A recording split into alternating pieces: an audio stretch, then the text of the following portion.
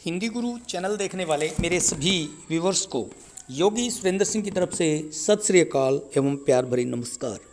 जैसा कि दोस्तों कल या परसों मैंने अपनी एक वीडियो में आपको बताया था कि withheld states can be changed in selected as soon as. तो आज आपका जो विदहेल्ड का स्टेटस था वो सेलेक्टेड में कन्वर्ट हो गया है। इसके अलावा भी कुछ कैंडिडेट्स ऐसे हैं जिनका अभी भी विदहेल्ड का स्टेटस है। बाकी जो ऑलमोस्ट हैं उनका जो डीएड वर्सेस डीएलडी थे उनका भी स्टेटस चेंज हो गया है। इसके अलावा कुछ ऐसे कैंडिडेट थे जो रेजिडेंट तो पंजाब के थे लेकिन उनके कुछ अदर इशू थे, जैसे उनका कैटेगरी सर्टिफिकेट या डिग्री या डिप्लोमा से संबंधित कोई केस था, मैटर था, तो उनका जो स्टेटस था वो भी विदहेल्ड में से सिलेक्टेड में कन्वर्ट हो गया है। इसके अलावा एक और इशू था जो मेरे पास बार बार आ रहा था, वो इशू था जो हरियाणा और राजस्थान की जो गर्ल्स हैं और जिनकी शादी पंजाब में हुई है और जो दोनों ही जगह बीसी कैटेगरी यानी कि उनका मायका भी बीसी या एससी में था और वहाँ ससुराल भी पंजाब में बीसी या एससी में है। तो उन कैंडिडेट्स ने विशेष तौर पर ये फीमेल कैंडिडेट के सामने समस्या आ रही थी कि उनका जो मैटर था वो एससी या बीसी का बेनिफिट लेकर, क्योंकि उनका जो रेजिडेंस 5 साल से ज़्यादा का पंजाब में हो चुका था, तो उन्होंने अपना लाज की तरफ से अपना एससी या बीसी का सर्टिफिकेट लगाकर और कैटेगरी का बेनिफिट लेने के लिए अप्लाई किया था, लेकिन डिपार्टमेंट ने उसको नहीं माना और उनके सर्टिफिकेट्स को रिजेक्ट कर दिया। तो जिन कैंडिडेट का सर्टिफिकेट रिजेक्ट होने के बाद यदि जनरल की मेरिट में नंबर आता है तो उनको जनरल में कंसीडर कर लिया गया, लेकिन यदि उनका जनरल से ओपन कोटे से नीचे यदि मेरिट उनकी रही है, ऐसे कैंडिडेट्स की जो पंजाब में मैरिड हैं गर्ल्स, तो उनको उनका सिलेक्शन उनकी कैटेगरी में नहीं हुआ। तो इसके अलावा आप देख रहे हैं कि ये जो ओपन में कैंडिडेट हैं, जो कैंडिडेट नंबर 3 है, इनके साथ यही प्रॉब्लम आई है। और आगे आप देखेंगे अभी आप लोगों का बहुत जल्दी ही स्टेशन चॉइस के लिए आपसे पूछ लिया जाएगा। आपको स्टेशन चॉइस की कॉल आएगी और स्टेशन चॉइस आपसे मांगे जाएंगे।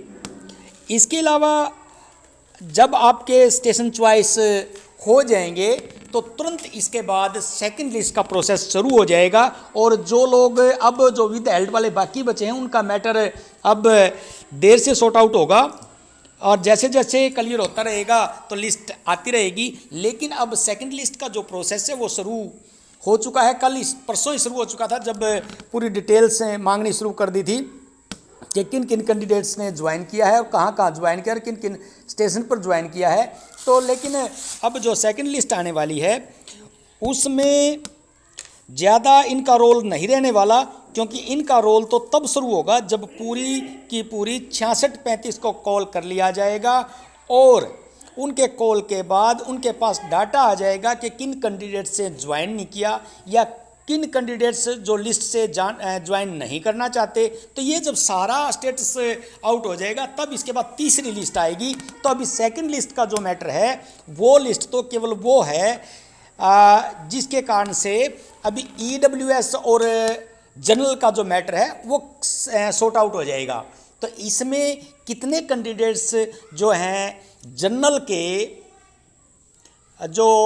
की मेरिट से ऊपर हैं, वो कितने ऐसे कैंडिडेट हैं जिन्होंने ईडब्ल्यूएस की सीट ली हैं।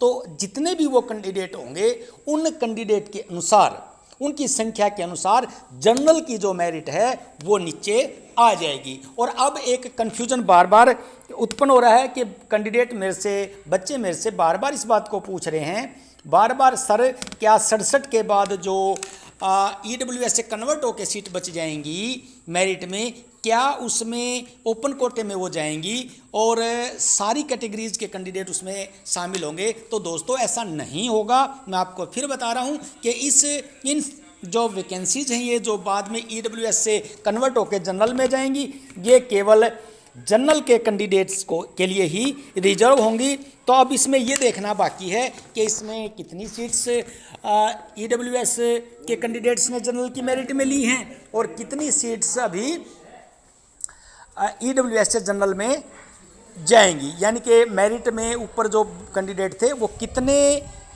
EWS में थे, लेकिन उन्होंने जनरल की सीट लेने की बजाय जनरल और EWS दोनों में थे 67 से ऊपर, उन्होंने EWS को ले लिया। तो ऐसे जितने भी कैंडिडेट हैं उनके स्थान पर आगे जिनकी DV हो चुकी है कैंडिडेट्स की, उन कैंडिडेट्स को बुलाया जाएगा।